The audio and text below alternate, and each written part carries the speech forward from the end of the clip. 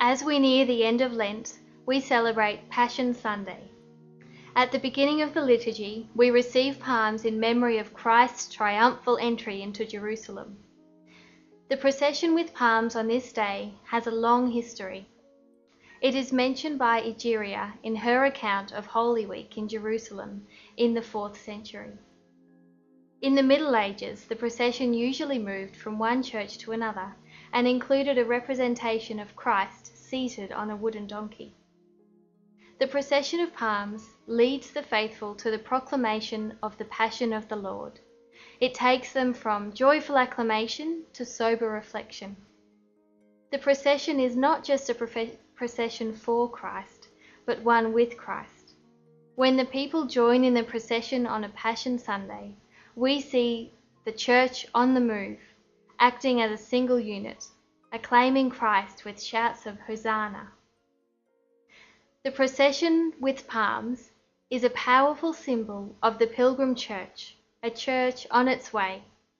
We are moving towards the heavenly Jerusalem, yet we can only make the journey because it has already been made by Christ in his passion.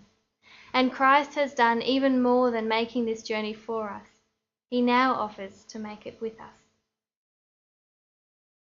No other sign so clearly symbolizes this than the cross. The cross always reminds us that Jesus experienced every human emotion that we do, even the utter despair of feeling completely abandoned as he was tortured and executed as a criminal. For many, in the time of the early church, the cross was a symbol of confusion. It was the Roman Empire's method of repressing any rebellion or resistance to its power. It brought with it feelings of hatred, despair, pain, degradation, and powerlessness. In the letter to the Corinthians, Paul writes, "For Jews demand signs, and Greeks desire wisdom, but we proclaim Christ crucified, a stumbling block to the Jews, and foolishness to Gentiles. But to those who are the called, both Jews and Greeks, Christ is the power of God and the wisdom of God." Jesus' resurrection from the dead meant that the cross took on a completely new meaning for his followers.